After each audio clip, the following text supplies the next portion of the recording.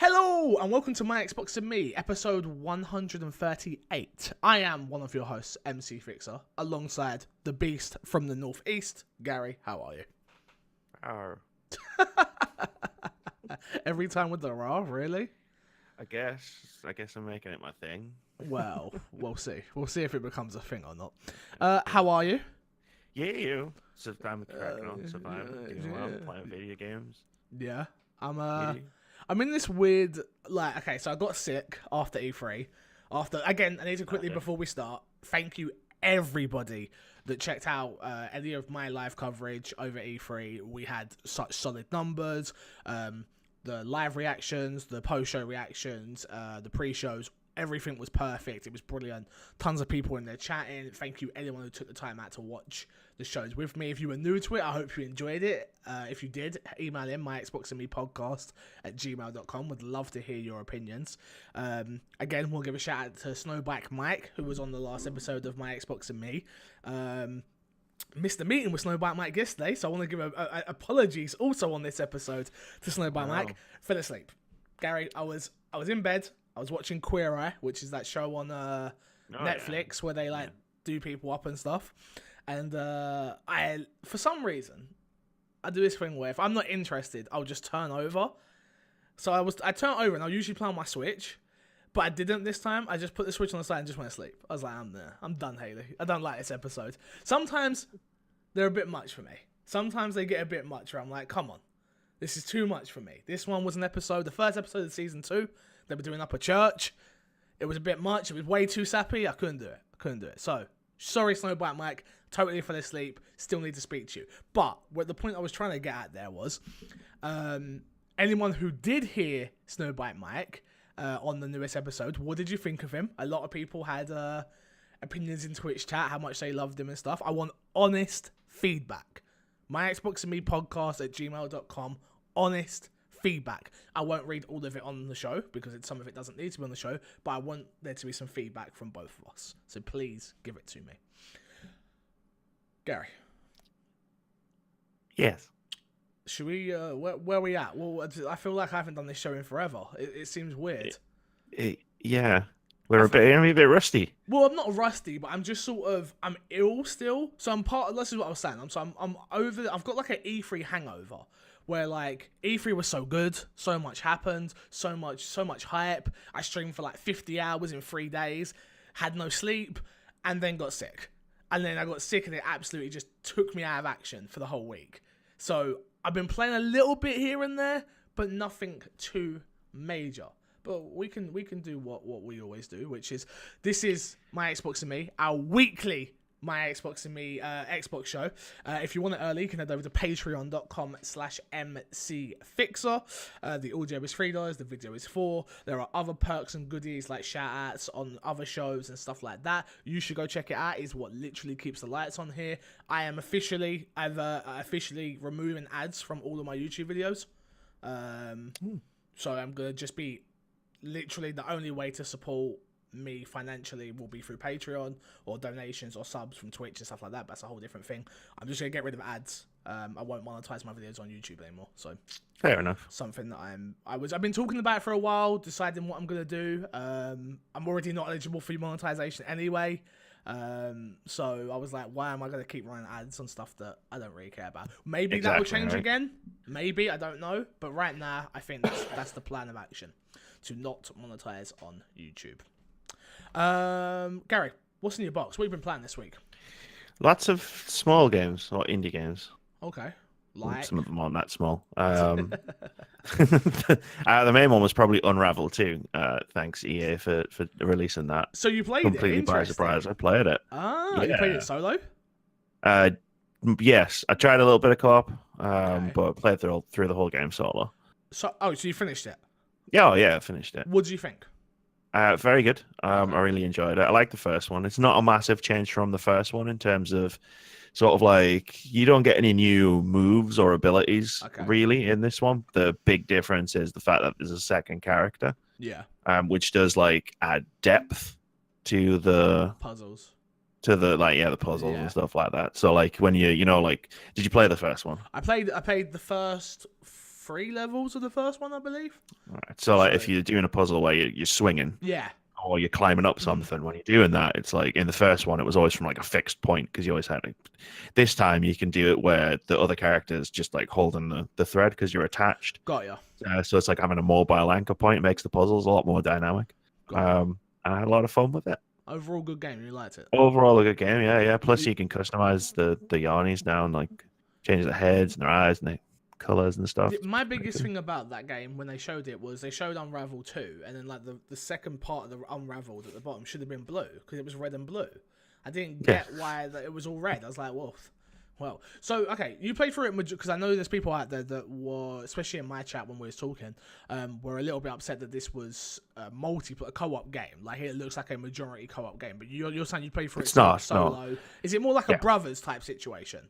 Sort of, yeah. So what you do is you have the two characters. You don't have to move them independently of each other if you don't want to. When you're just traveling or moving around the world, you can just run up to like one with the other, and you just push a button, and like you pick them up, and like you're just running through like as one character. It's only when you need two characters that you have the two characters separate, and you just switch backwards and forwards between them. It's quite slick.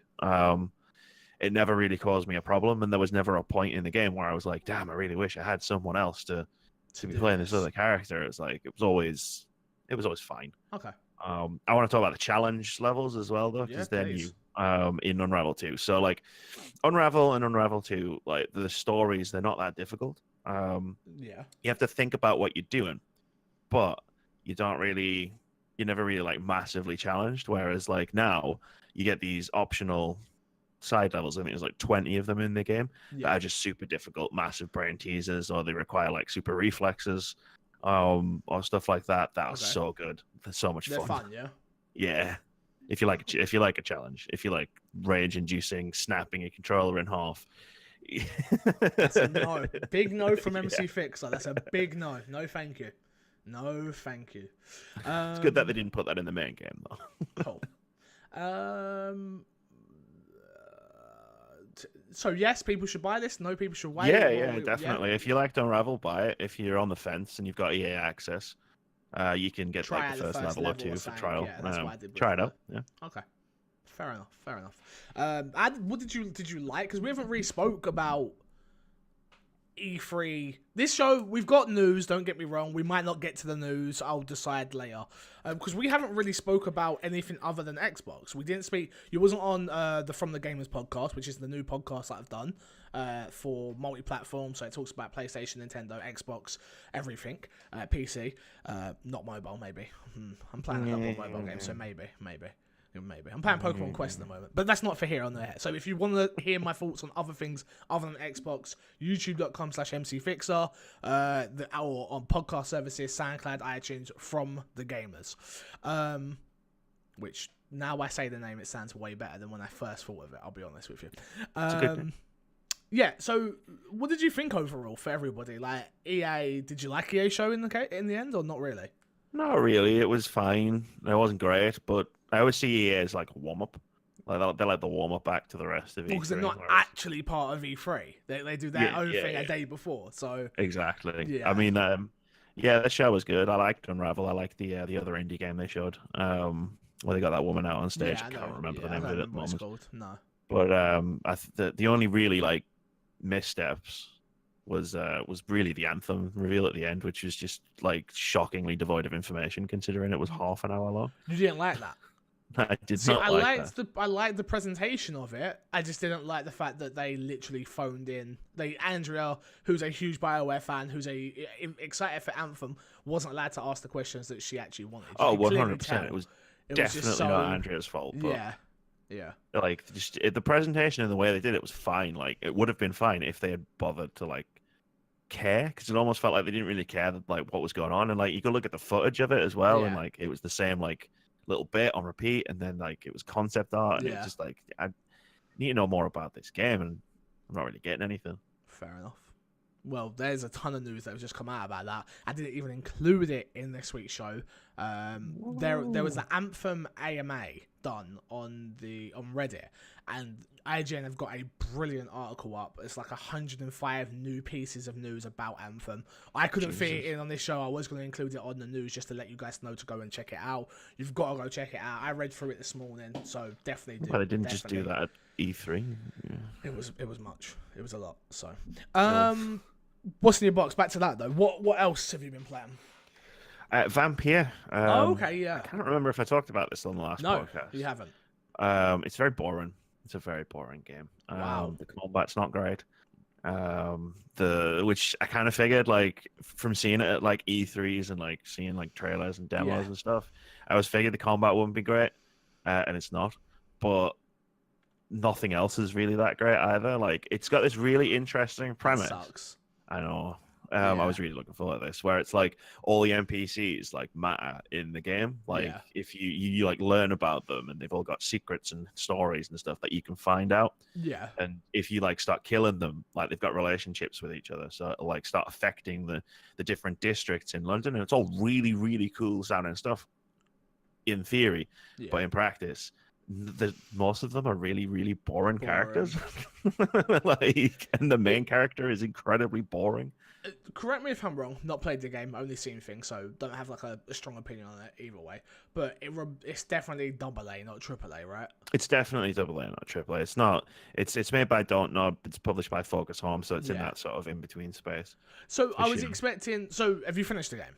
No, I haven't finished the game yet. Okay, how far in are you? About 10 plus hours, probably about halfway. Okay, so my thoughts from what I've seen so far is, and like I say, Don't Nod, I love their Life is Strange stuff. So I'm expecting a really good story. Am I getting that? No. No. Like, I'm about halfway through the game, and like, I was streaming it the other night, and I was asking chat. I was sitting there going, why? Like, what's going on? Like, in the story, like, why do I care about anything that's going on? Like, in the story. And it's like, I don't. Like, I'm just playing this game because I want to stream, and it's like I can't end the stream after like half an hour. Well, you can, trust me. I mean, I can, but I'm not gonna. I'm not gonna. Like, there's a major twist halfway through the game, which was just like, I'd been sitting there saying it, like, calling it out like the entire time I've been playing the game, and then when it finally happened, it was like, okay. See, twists are hard though for me because no spoilers for A Way Out, but I didn't see the A Way Out things happening. Oh yeah. So, but then people did. And I was like, God. "Oh, I'm glad you did," but I personally didn't. And then when you go back again, you're like, "Oh yeah, that's happened." So yeah, obviously. But no, I mean, the problem with the twist is like, it's a big plot point that could change the entire story of the game, but then they kind of shuffle it off. It's done as soon as it happens. It's then finished. Oh, okay. And it has no bearing on the rest of the story. And it's just like, all right, what was the point of that? That sucks. That's the question I find myself asking when I'm playing Vampire. It's like, what was the point? What was the point? Yeah, you never want that in your games. No, what is the point? Anything else that we're missing? A couple of indie games. I'll talk about Wizard of Legend. I was literally just playing it before we did this podcast. It's like a top-down action RPG roguelike game where you go into dungeons and you grind out against enemies to get gems so you can buy better stuff so that you can get more powerful and get further in the dungeon. It's a lot of fun, but I've only played it for like an hour. So. Okay. So more on that from next week, I would assume. Yeah, definitely. Me, what have I played? I played Fortnite, so I'm back playing Fortnite. Not really, if I'm honest with you. I've been playing it on Switch again. So yeah, and everyone's crap on Switch, which is brilliant because then like I'm not good, but I'm not bad, so I can get to like the last 10 sort of thing every time, which is fun. But then I go and play it on Xbox, and I'm just getting absolutely annihilated. And I played yesterday for about an hour, and I was like, maybe I'm done again. And I don't want to be, because I actually want to get good again. But then I've now learned that I'm bad at all games again. I go through these ebbs and flows where it's I'm now bad at Rainbow again, I'm now bad at PUBG again, I'm now bad at Fortnite again. It's just one of those things. I just like, if I don't play these games like over and over and over and over again, I get bad at them. It's same with FIFA. I play FIFA and I'm just like, wow, I'm not good at FIFA. Then I play FIFA regularly. I'm like, oh, I'm decent. Do you know what I mean? It's weird.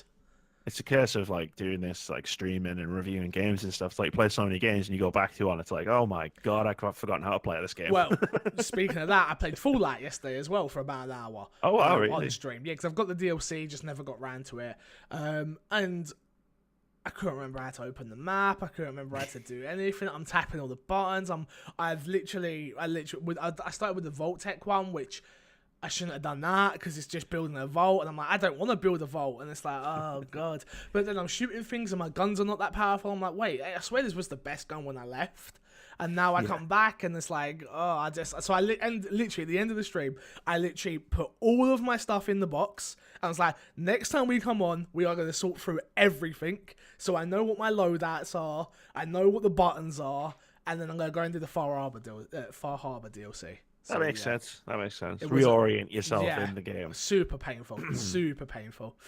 Other than that, I played some Resident Evil Remake, which we'll talk about something else very, very soon, because I didn't get to geek out about it on this show, just on another one, on the From the Gamers one. So, played Resident Evil 1 Remake yesterday, the day before. I did it in 2 sittings. I could have done it in 1. Did it in 4 hours. That's my best speed run ever, but I was following a guide.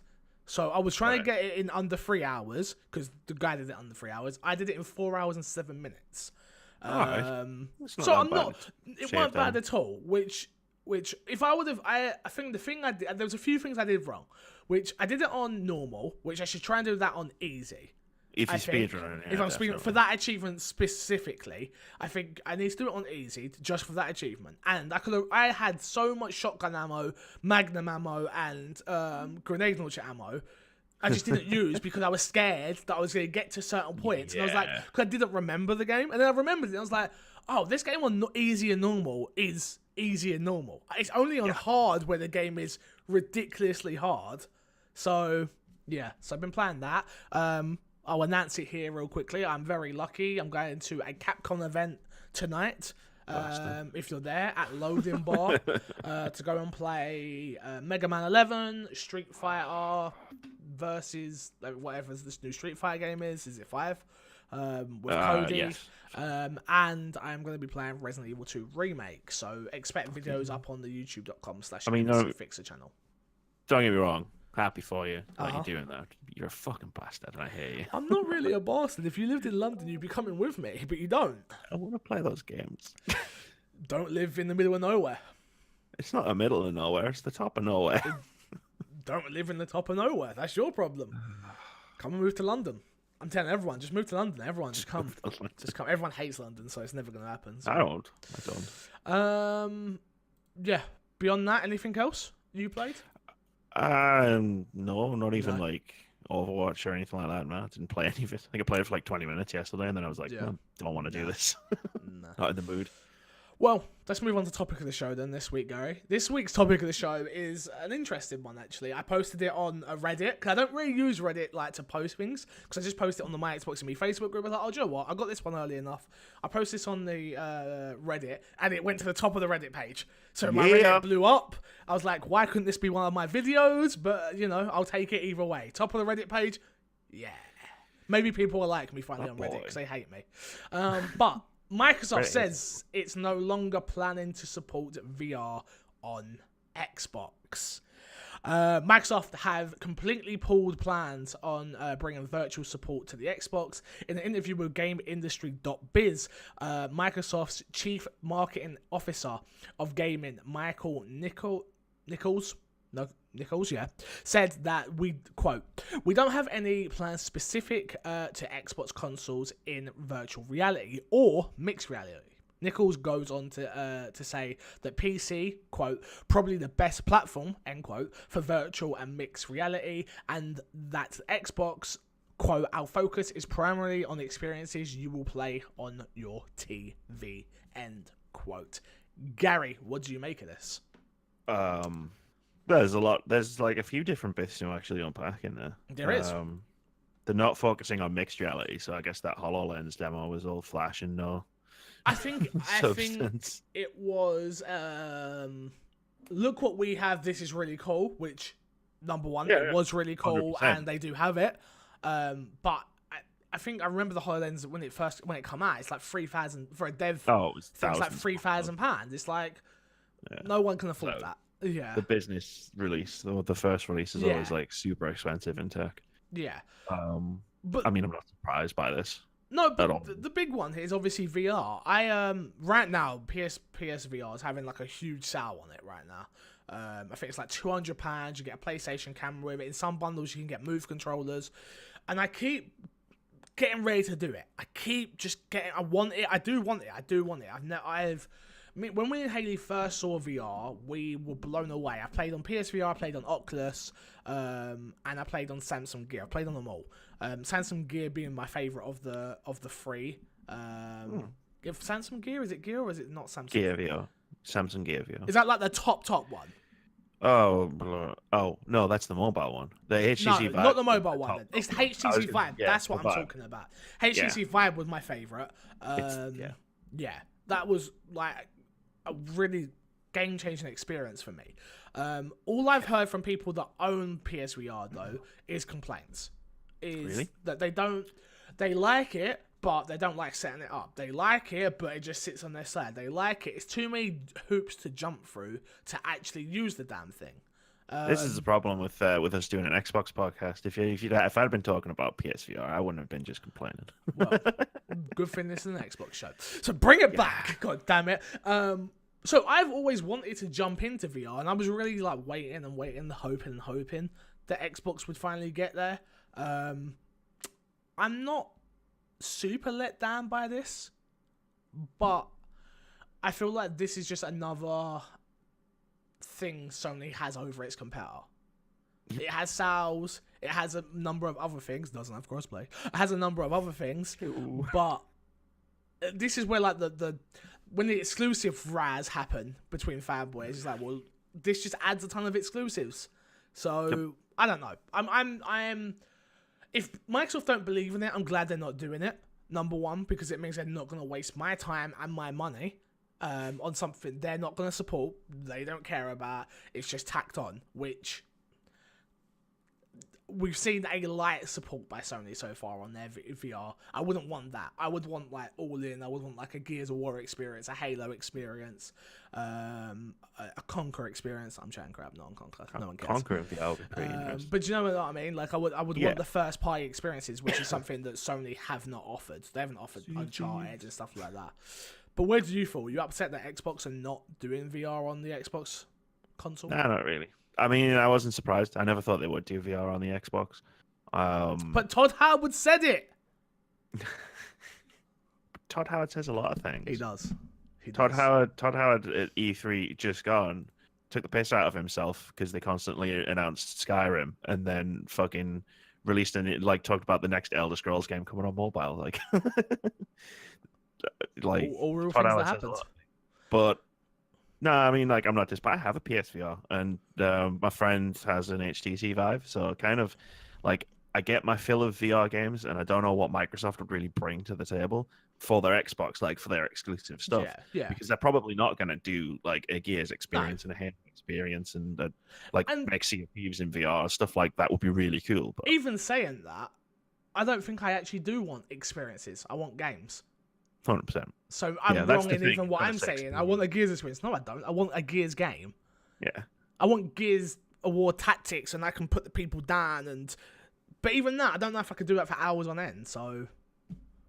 It depends a lot. Like I've heard people talk about like they can only play VR for a certain amount of time. Like I've never really had that problem. Yeah. Other than when I'm playing something like Super Hot and it's like super fucking. Like hot. Physical. It's like, okay, I can only do this for a couple of hours, but that's just because I've collapsed from exhaustion. Yeah, that's just how unfit we all are. Oh yeah, 100%. Like, but I mean, like things like Super Hot and Star Trek Bridge Crew and stuff. They're some of my favorite gaming experiences ever, just because they're in VR. Like, I do take issue with the PC is probably the best platform. It probably is in the same way that it's the best platform to play games in general, just because it's the most powerful. But like, there's a lot more that goes into being the best platform. Totally like agree. PSVR has got the advantage in the fact that it's cheaper than the PC versions. It's a lot easier to set up, and you don't need to worry about like system specs and system requirements. You just plug it into your PlayStation and you go. Totally. Plug it in your PlayStation and then into the TV, and then it is a bit of a bitch to set up at first. But... Yeah, I've heard. That's been like people's biggest gripes it's just a pain to set up. I think VR will take off a bit more when they figure out how to do wireless VR headsets. Yeah, well, that's what HTC are working on one. I think they're both. Everyone probably is. Probably. Again, this So if you got any, oh God, Jesus Christ! I just had my brain just blah. If you have any thoughts on that, email them myxboxandmepodcast@gmail.com. I'd love to hear what you guys think about Xbox no longer supporting or having plans to support VR on the Xbox One. Let's hear from our ad this week, and it says, "Hi guys, my name is Mike Lynch. I stream as much as I can, but I am a student and finals are a thing. They're not anymore, he's a liar. I don't have a schedule, but follow me on Twitter at Mike Lynch 8645 to stay up to date with me and the stream." Gary, coming soon segment. What you got for me? Yo, everything on the coming soon segment is coming out on June 26th. For the next week, there's one day for Xbox. Okay. And to be honest, it's nothing that we don't know what it is. You know what all of this. Cool. So on June 26th, Nier Automata, Becoming Gods Edition. Tempted. Super tempted. Very, very fucking good game. I'm super, super poor right now, though. Oh. Going to this Capcom event, I looked at my bank stats, I was like, train tickets and drinks. Oh God, I shouldn't go. But I have to. It's Resident Evil 2. You don't need drinks. Just drink in the Resident Evil. Get intoxicated on. See, this is where you've not learned. This is where you've not learned about how you get to mingle with people. If you're the weirdo not drinking at these events, no one wants to talk to you. Learn that the hard way. So you gotta be drinking. You gotta be mixing. You gotta be schmoozing. Trust me. I mean, I drink Coke. Like I said, you gotta be schmoozing. I've never been about that life. Anyway, also coming out on June 26th, The Awesome Adventures of Captain Spirit. This is a big one. Which is it's The Life is Strange, not season 2. So that's the 20. That's actually. I'll do a quick news story real quickly. That's actually not the 26th. They've moved it up to the 25th. Oh. Just so everyone's aware. Okay. So it comes out on June 25th. Yes. It comes out the 25th now. For some reason, it comes out the 26th in Australia, the 25th in North America, and the 25th in Europe. The prequel to the Life is Strange sequel game. So, yeah. Also, we have the Diablo 3 Eternal Collection and the Far Cry 3 Classic Edition, which are both just re-releases of games that you can already get on Xbox, bundled with all the DLC. Mm-hmm. And Lumen's Remastered is coming out on June 26th. Yeah. So, yay. If I was going to pick one, I'd pick Nier to pick up. 100%. Obviously. And Captain Spirit. Captain Spirit's free, so I'd definitely be getting that. But yeah. Nothing too crazy coming out this week, thank God. No, it's summer, so it's quiet. It's this weird one where I'm like, I really want new games, but a part of me really doesn't want new games as well because it means I've got to work a lot. So, 100%. Look, just wait till we get to October. Coming soon segment's going to take over the whole bloody show. Yeah, tell me about it. Some of them are going to get pushed. I can feel it. Let's jump into the news this week, Gary, anyway. And some big boy news has come out this week about a little game called Resident Evil 2 Remake. If you didn't see my reaction, head over to youtube.com/mcfixer. It is currently my second best YouTube video ever. When it comes to views, likes, comments, stuff like that. I absolutely freaked the fuck out, as I'm sure you all expected. It's one of my best videos I've ever done, I think. And again, I think because of how organic it is, the reaction, and I even woke Haley up. I was just screaming, I was shouting. I just knew instantaneously. I knew. It was so far away, and again. If you want to hear my full thoughts on that, head over to youtube.com/mcfixer. Like I say, full in-depth thing on from the gamers, so check that out, the Sony press conference part of that. But the news we got here is Resident Evil 2 Remake's campaign will be streamlined in the remake to avoid a sense of repetition. The original Resident Evil 2 campaign is getting pared down for 2019's vision to make it more appealing to players of today. It says producer Yoshika. I'm going to just call him Yoshika. I can't say it, I'm sorry. I don't want to butcher people's Yoshiaki names. Hirabayashi. Alright. Wait, what's Hirabayashi? It's his surname. Hirabayashi. Alright, Hirabayashi. Cool. Hirabayashi touched on how the original 4 different scenarios, Leon A, Leon Claire B, Claire A, Leon B, have become 2 more straightforward campaigns in an interview with Rely on Horror. There's a lot of quotes and stuff. I will maybe read them, but I've got a problem with this, and this is where my hype starts to go zoom. Resident Evil 2, the system that he's referring to is called zapping. It's called the zapping system, which what it meant was if you played when you played Leon A, it would affect what happened in Claire B, and vice versa on the other side of that. So it means like the great moment that I actually fell in love with video games over, which is where Leon picks up, goes to a locker, and there is I believe it's... There's a bag and it's a backpack and a machine gun. And you have this choice where it's like, oh, you should leave one for Leon. And you're like, hell no, I'm not leaving one for Claire. Sorry, you should leave one for Claire. Hell no, I'm not leaving one for Claire. Why would I do that? Then you go through, you load up your save, you play through Claire B, and they're gone. And you're like, shit, this is not good. I'm all for the not tracking back as much in Resident Evil 2 Remake, but the problem I have with that also is that's the heart of Resident Evil. It's a Metroidvania-like game where you track back, you get your keys, you do the puzzles, and that's something that Resident Evil 7 never had. And if you've seen any of the gameplay, not much anyway, if you've seen any of the gameplay in Resident Evil 7, in Resident Evil 7 and Resident Evil 2 Remake, you can see that this is definitely, obviously it's on the RE engine, it's so heavily inspired by Resident Evil 7, down to just little things with like the way they've changed the shutters. You now cut open the shutter door with a knife. It's just a lot of inspiration from 7, which has me worried, because as you all know, Resident Evil 7, great game. Resident Evil 7, not a good Resident Evil game, in my opinion.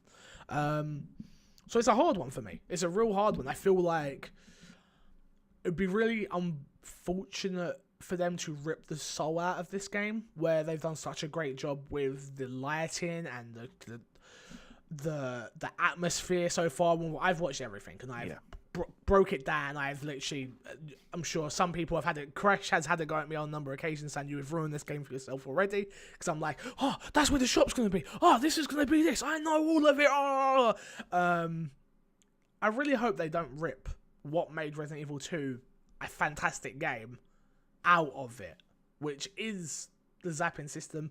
I can get over that as long as the game is then made kind of bigger, I'm guessing, because Resident Evil 2 not a huge game.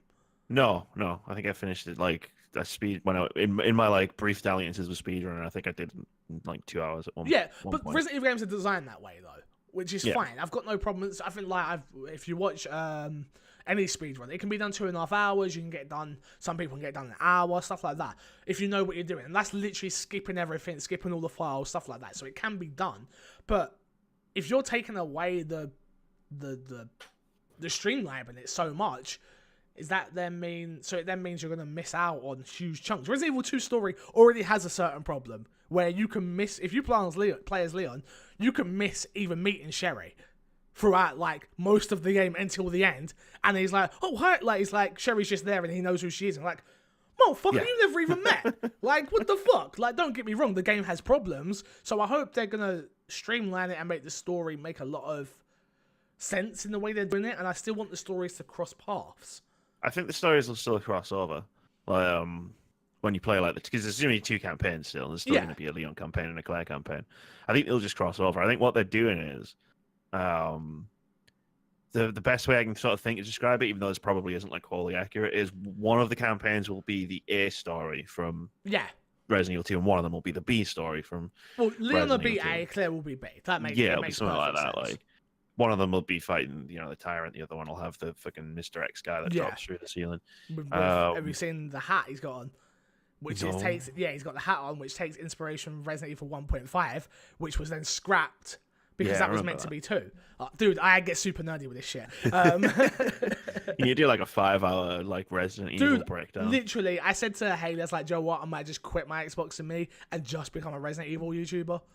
Like, I'm not going to. Don't get me wrong. I'm not going to. But yeah, I'm super excited. Gary, how excited are you? Because we've not really spoken about it. I'm really excited. Like, I saw the trailer at E3 at PlayStation. Mm-hmm. I was like, you, freaked out. Especially with the release date coming in January, and I was like, "Yes, we're getting Resident Evil 2 remake. It's coming out!" Like, it's funny. In January. Haley's friend watched the reaction, and she's not a gamer or anything like that. And she was like, "Oh, he was super hyped when the release date come, but that's not for like another 6 months." And I was like, and Haley was like, "Yeah, you don't understand. Games are made. He's been waiting 3 years for this. Yeah. Like 6 months is nothing." No, it's really not. Especially with everything between now and then. It's like, yeah, we're gonna have enough between now and then. Exactly. Busy. But it was when I saw the gameplay. I was watching the PlayStation Live. Yeah, at E3 I watched Capcom's live. Yeah, and I was like, because it was like they've got Resident Evil 2. All right, they're just gonna sit and talk about it. Yeah, talk about it, and then they were like, "Oh, yeah, we've got this guy. He's playing it right now." I was like, "Yeah, I watched the director play it, and I was like, yeah." And then, oh my god! Good. Now, I've got a few gripes with it. Don't get me wrong. I still think they should have fixed camera angles. I think they are going to take this game super action focused, which has been my biggest gripe with the Resident Evil games. If I'm honest, maybe I'm not so sure. I thought they were when they were talking about the over-the-shoulder camera. Have you not? Look how much ammo he has already just in that demo. Which I've got to imagine he's playing it on easy, which means he's going to get ammo. Which I've already decided I'm playing this game on the hardest difficulty. Because if I remember Resident Evil 2 correctly, if you play on easy, you start with a butt ton of ammo in your inventory. No, that's free. Free, you start with a ton of stuff. All right. I mean, it might just be that it was the demo, so they just gave him ammo so he could show it off properly. I hope so. I mean, there was all sorts of cool stuff. Like, it looks tense. Yes. Zombies look hardcore. They don't look like easy to get past. They can follow you through doors. Like, yeah, that's a bit in different rooms. It's like, oh shit. That used to be my getaway. So that's oh shit, I'm surrounded. I'll just run through this door. Like, nope. Now they're coming for you. No way. Not happening. We better move on, otherwise we're not going to get through any more of this show. I mean, we could talk about this for the rest of the show, but we probably shouldn't. Yeah, I've got things to do as well. I've got to get out of it on time. Next one you've got is Crackdown 3's original co-developer and series creator are no longer on the project. So, very concerning. Okay.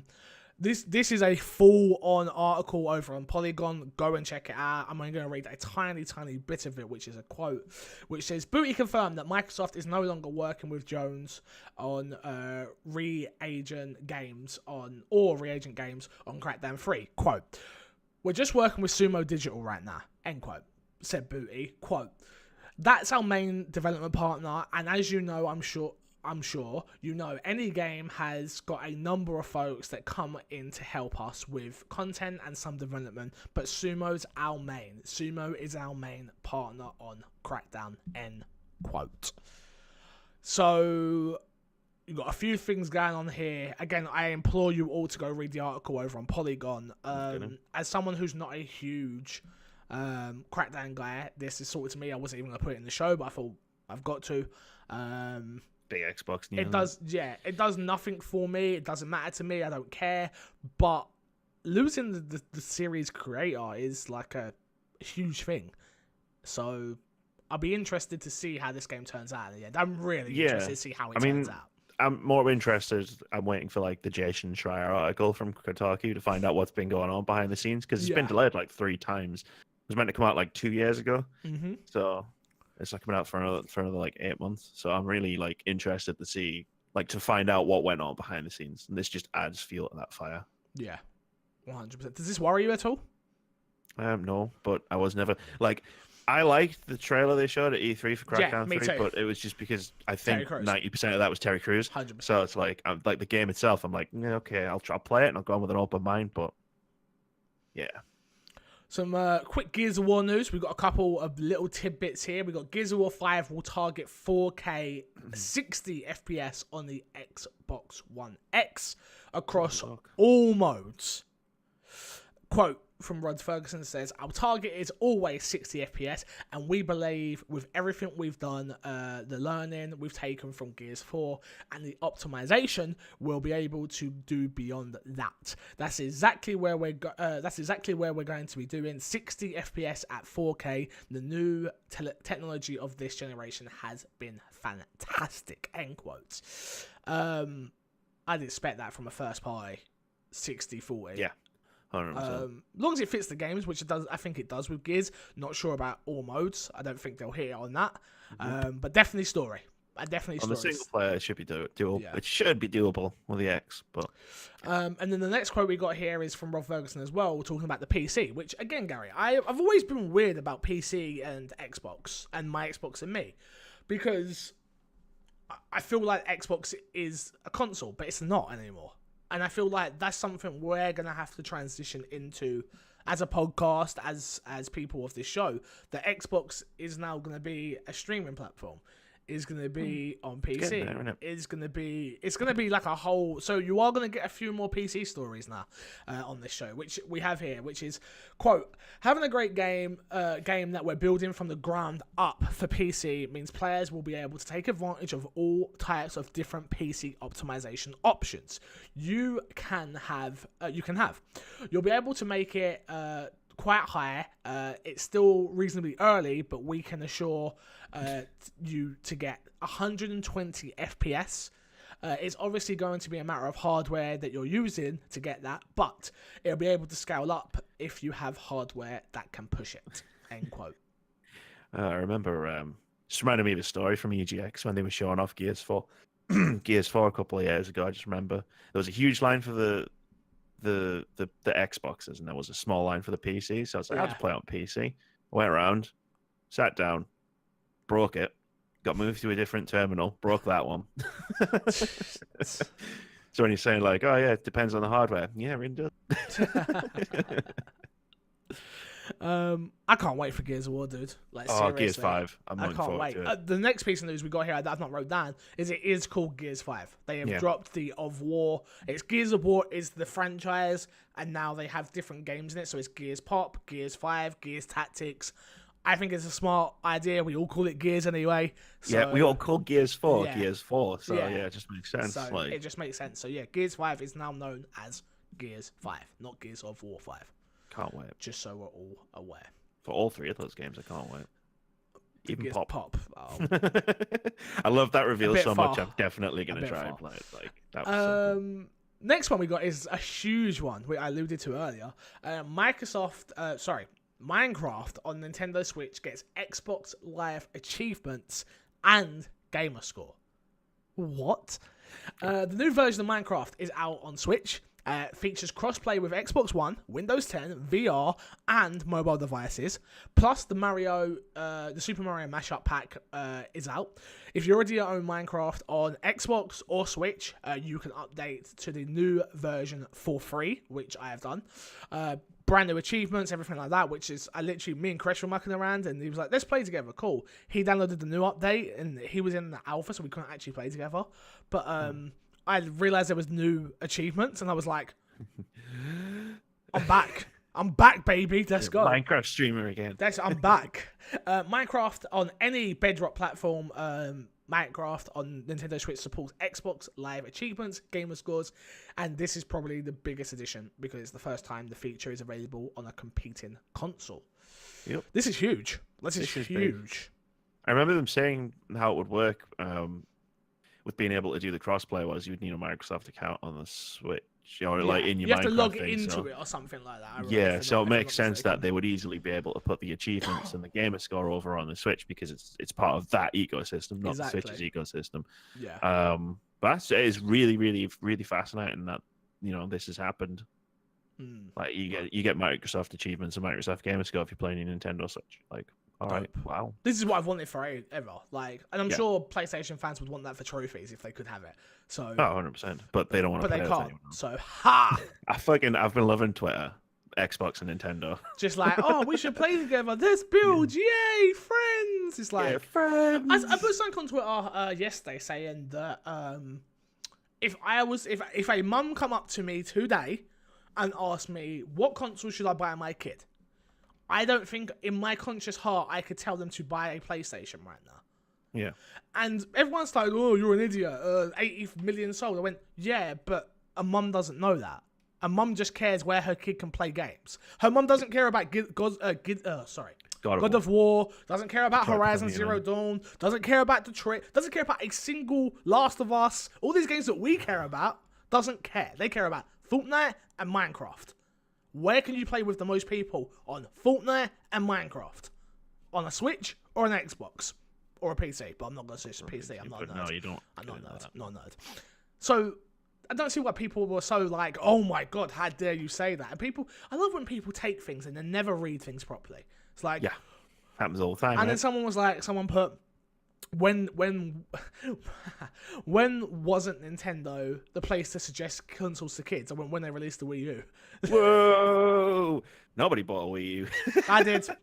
I did. Yeah. To be fair, it had some really good games. It was just a shit console. Yeah, that's literally that. I'm going to skip this next one. The next one we got here is about a big update. We'll do that on next week's show. And if not, if you're in the preview, go to Xbox Wire and check that one out because we're running out of time. A new Plants vs. Zombies game is in the works. Plants vs. Zombies. Proper Plants vs. Zombies. Apparently. No, wait. What do you mean by proper? I mean, like the tower defense style. No, get the fuck out of here. It better not be the original. That. I hope it's not that. Wait, in an interview with EA Motive, Jade Raymond confirms that Plants vs. Zombies franchise is far from dead at the publisher. Quote, we're working on concepts, she continued. We have pillars for the game, but when it comes to the way we go about having them come to life and what we're going to prototype first, we have designers break out into groups with all the people on the team, not just the people in the design team or within the production leadership, and brain fart, and run brainstorms and everyone around these pillars. So, wow, you took it one way, I took it the other. To be fair, now that I've actually heard and read the story properly, it sounds like it could be anything. Like, it sounds like they could be like doing Plants vs. Zombies 3. It sounds like they could be doing Garden Warfare 3. It sounds like they could be doing something completely new. I totally took this as only Garden Warfare 3. I mean, don't be right. I love Garden Warfare 3. But that was stupid of me. I'm an idiot. How dare I? Like, could just be the original game. It like could be. The sequel to the original series. I certainly hope not, but we'll see. It sounds like tower defense is not for me. I don't like tower defense games really. So I'm not massively interested in a new core Plants vs. Zombies game. So I hope you're right. Let's hope. Me too. Next up, this one put in especially for Stu and Gary. The Sims 4 new content is being planned for 3 years. For the next 3 years, sorry. New content for The Sims 4 is being planned for the next 3 years. Speaking to Variety, Grant Roddick, senior producer on The Sims 4, revealed that with The Sims seasons due for release this week... Go on. Oh, I thought you were... I was yawning. Sorry. My bad. Sorry. Release this week. He is already in meetings discussing content plans for the next 3 years of the game. So, if you're interested in that, good for you. I literally have the base game. I don't have any of the other expansions. Have you not? Did you not? So did it not interest you? They were on sale the other day. They're always on sale. Like, I just need to time it so that the sale happens when I have, money. That would help. Yeah. That would probably help. Next up is all about the avatar system, which is revamped Xbox avatar editor set to launch. And it's already launched for insiders. At E3 2017, Xbox announced they would be reworking and upgrading their Xbox avatar system and focusing more on customization and inclusion. Xbox Wire announced the update would officially go live for people in the Alpha Insider program on June 19th. So if you're in there, you can actually go and check that out. When the update goes live, insiders will be able to access the beta Xbox avatar editor via the Xbox Insider Hub inside Content tab. Jesus Christ, that sounds like a lot of things to jump through. Yeah, once in the editor, you will be greeted by a new catalogue that has more inclusive and included a wide range of body types, gender-neutral clothing, and including new appearances, items, accessories, fingernails, makeup, limbs, nose rings, and moods. These items and accessories can be fully customized, as most features will be available to support over 16 million color options. Once your avatar is complete, you'll be able to take advantage of the new photo booth feature. Blah, blah, blah, blah, blah, blah, blah. Gary, this is all amazing, as you know. Big fan of avatars. But where was the game? Why did they not drop this with a game? I know, right? Avatar Party never happened. What's going on? Like, come on, Microsoft. You just bought 5 new studios. Look, get one of them on it. Fucking Ninja Theory. Ninja Theory. Go work on Avatar Party, goddammit. Avatar Party. That's what you do with studios, right? You force them to do the things they don't want. That's what the old Microsoft did. This is amazing. I can't wait for Avatars to come back. But again, I say they are pointless unless you have something for us to do with them. So True. In its current state, I'll mess around with it for like 20 minutes. I won't. I just won't bother. It's not even on my desktop anymore. There's no reason for me to care. Give up. Last piece of news this week, Gary. Fallout 76 beta will come to Xbox One first. Bethesda has revealed through an FAQ, that Fallout 76 beta will have a timed exclusive release on the Xbox One before later heading to PlayStation 4 and PC. Fallout 76 doesn't yet have a release date for any of the 3 platforms, but Bethesda noted that exact timing will eventually be announced through its Fallout social media channels. Excited for Fallout 76? Yeah, I'm interested. Yeah, why do I keep getting a yeah from everyone? I mean, for me, it's because it comes out the day after Hitman 2, and I know what I'll be doing when I'll be playing Hitman 2. No one cares about Hitman. I care about Hitman, shut up, Fix. But let's be fair. Let's be real here for a second, Fix. Even if they have a beta, this is still a Bethesda game, which means not only is the game itself going to be buggy as shit, but now it's going to be online. So when you add that to a Bethesda game, it's not going to work on day one. It's not. I'm optimistic. I'm going to say it is going to work. Okay. Did you watch the Fallout 76? No, I'm poor. Did you watch the Fallout 76 documentary? The Daniel O'Dwyer stuff? No, I haven't watched the No Clip stuff yet. Ah, dude, you have to watch it. I really love No Clip documentaries. So he does such a good job, and they just talk about this game in a way that I'm like, this is exactly what I want. Oh, don't get me wrong. Exactly what I want, but I do think it's going to have problems. Yeah, I do think it is going to have problems, especially the griefing situation, because they're like, oh, there's it's not really like you just go and kill people. It's more a challenge, and it's like, I'm like, what? I don't get it. That doesn't make sense. Like, the griefing's going to be the biggest problem in this game, 100%. But I am interested. Like, I am very interested to see it because, like, I've always thought I would love to play like an Elder Scrolls or a Fallout with multiplayer, not an MMO like Elder Scrolls Online, but like the actual game itself, but with multiplayer. So I'm interested to see what that looks like when it comes out. Me too. I just don't think it's going to work for a couple of days. I remain optimistic. I do. Xbox Live games with gold this month. You have Assassin's Creed Chronicle Russia from June 1st to June 30th. You have Smite Gold Bundle from June 16th to July 15th. You have Lego Indiana Jones 2, the new adventure, from June 16th to June 30th. This is where we jump into Fix's Sack. If you want to email in, my Xbox and Me podcast at gmail.com. Email in. Look, there is so much to talk about right now. I'd love an email in about anything. E3, post E3, our favourite games that wasn't shown at Xbox. We need to hear you say it. My Xbox and Me podcast at gmail.com. Gary, should we jump into the emails? Let's do it. We can't. We haven't got any. You guys. Damn you. So, we've just had E3. E3 has just happened. And you're telling me none of you can think of something to email into the show? I'm going to check the emails one more time before we go off. I'll do it live right now. Not a single email lost when I checked this morning. Am I going to have to start sending emails in myself? The only email we got is from SoundCloud Pro telling us that I paid the bill to keep the podcast online. All right, that's good. That's all we got. Do you want to read that? I mean, dear MC Fixer, we received your payment for the monthly Pro Ultimate plan. Because you have to have Ultimate to get on iTunes. You can also sign into your SoundCloud download and download your invoice and review. Update or cancel your subscription at any time. Click here to go to the subscription page. Oh, wow, that's really cool. So it's all in one place, like the one handy place. That's really good. But yeah, no emails. So God damn you guys. Yeah, it sucks. Damn you. It sucks. It hurts. Like, even not even just a list of like what your favorite games from E3. We got nothing. Like, We didn't get what so they easy. enjoyed. We didn't get what did we enjoy. What was our most disappointing. What we did like. What we didn't. We got nothing. I'm not angry. I'm just disappointed. Nothing. Like, I'm shocked. I am shocked. E3 happened and we got nothing. And I know what the people are going to say, Gary.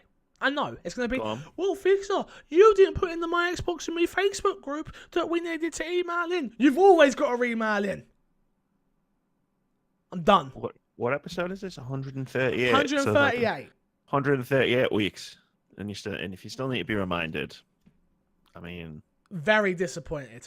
Very disappointed. Let's plug and get ourselves out of here. What you got to plug this week? I'll be plugging the same thing for the next few weeks. It's the 24-hour charity live stream that I'm going to be doing on July 7th. If you head on over to justgiving.com/wordsaboutgamesgb18, you can go and donate. That would be lovely. If you can't, that's absolutely fine. I hope to see you in my live stream. Again, that's on July 7th. It'll be starting at 10 a.m. and it'll be ending on 10 a.m. on July 8th. I'm going to trump Gary and say, F his charity stream. My birthday's this month. Save all your goddamn money. July 20th. Charity starts at home, Gary. I'm sorry. I'm chatting crap. July 20th. July 20th, guys. July 20th. You know what happens on July 20th. It's MC Fix's birthday. Let's get it on. Do you know what's going to happen? It'll be drunk stream. It's drunk stream. I'm looking forward to it. As we always do, I'll be doing donations, shots, and sub shots, and there'll be a whole thing again, but I'm chatting shit. Go support Gary. July 6th. Charity. What's it for? What charity is it for? Special effect. It's for special effect. Sorry. It's on the 7th. Yeah, July 7th. My apologies. It's the Saturday, but yeah, it's for special effects. So they make custom interfaces for kids and adults who have disabilities, so they can like play games or use technology. They help design the Xbox adaptive controller. Yeah. Did you see that thing cost us $100? Yeah. That was what shocked me. I'm not gonna lie. Yeah. That's too much money. It's super complicated for like how to make these things. Like, you should see some of the setups they've made. Like, they're crazy. I totally understand, but that's so much money. I know. That's what, like, this is that, just to add on a little bit. Yeah, let's do it. Like, that's the one thing I was really hoping they would have the cost at a decent price, and I get why it costs so much, but, like, I don't like the thought of penalizing someone because they're disabled and need something special, that it means they have to pay out the butt cheeks. Yeah, no, $100. It's hard. That's just a lot of money for me. Yeah. So, and I struggle buying like affording regular controllers, you know, like. Trust me. Yeah. Well, thank you all for watching. Please email in myxboxandmepodcast@gmail.com. If you want to follow Gary on Twitch, you can. It's twitch.tv/wordsaboutgames. If you want to follow him on Twitter, it is @Jerobolod. If you want to follow myself, it is @MCFixer. Other than that, I will love you, leave you, and see you all goddamn later. Bye-bye, Gary. Bye-bye.